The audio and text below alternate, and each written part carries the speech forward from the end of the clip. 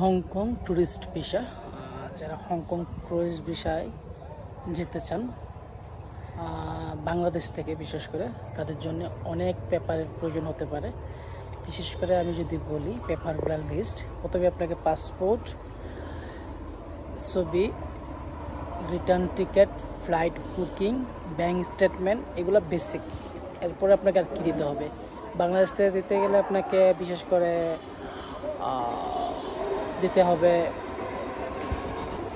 ব্যবসায়িক হলে trade licence, আর যদি চাকরিজীবী হন এনওসি, এবং পে স্লিপ, যেটা আপনাকে বেতন দেয় মাসিক, এই বেতনের স্লিপ, এবং অ্যাকাউন্টে আপনাকে মিনিমাম 4 লক্ষ টাকার উপরে রাখতে হবে অবভিয়াসলি, কারণ ওই দেশে যাবেন, আপনি খরচ করবেন, ফেরত আসবেন, এর জন্যে।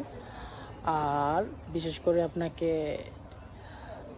কমসে কম 4 থেকে 5টা দেশ ঘুরতে হবে, কারণ তারা আমার ক্ষেত্রে যারা আমি যে হংকংয়ের ভিসা পাইছি, এই ক্ষেত্রে তারা আমার থেকে আগের যে দেশগুলো ঘুরছি এগুলোর ছবি চাইছে, এবং আমি কী করি আমার অফিসের ছবি চাইছে, তারপর আমার ব্যবসা প্রতিষ্ঠানের ট্রেড লাইসেন্সের ফটোকপি, মানে 3বার আমি কাগজপত্র জমা দেওয়ার পরে ভিসা অ্যাপ্রুভাল পাইছি, যেটা হংকং ইমিগ্রেশন থেকে সরাসরি। আর হংকং কোনো এম্বাসি ভিসা দেয় না, তারা ভিসাটা দেয় ইমিগ্রেশন, হংকংয়ের ইমিগ্রেশন ভিসাগুলো দেয় অথরিটি যেটা।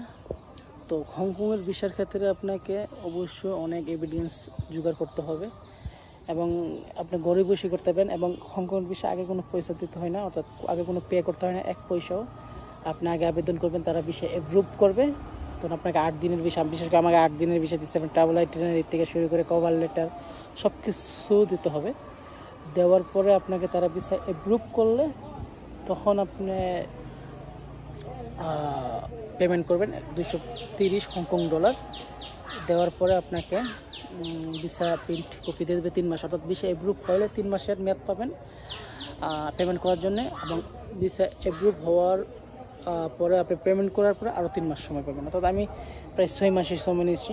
আমি ভিসা পাইছি এপ্রিলের 15 তারিখ, আর পেমেন্ট করছি জুলাইয়ের 5 তারিখ, অর্থাৎ 2 মাস 20 দিন পরে পেমেন্ট করছি।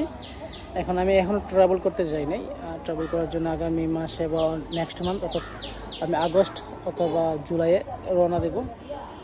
আর মালয়েশিয়ার ভিসার ক্ষেত্রেও আমি বলবো কী কী লাগে। বিশেষ করে বাংলাদেশ থেকে ভিসা করতে গেলে আপনাকে অবশ্যই ভালো এভিডেন্স রাখতে হবে। বিশেষ করে ইন্ডিয়ার ভিসা করলে যে এভিডেন্সগুলো দিতে হয়, এই এভিডেন্সগুলো আপনাকে দিতে হবে। আর অনেকে ব্যাঙ্ক অ্যাকাউন্ট খুলে না, ব্যাঙ্ক অ্যাকাউন্ট ছাড়া ব্যাঙ্ক সাপোর্ট নিতে চাই, এগুলো ভুলেও করবেন না। নিজের ব্যাঙ্ক অ্যাকাউন্ট অবশ্যই রাখবেন। কোনো প্রয়োজনে আপনাকে ইমিগ্রেশন আপনাকে ব্যাঙ্ক অ্যাকাউন্ট খুঁজতে পারে,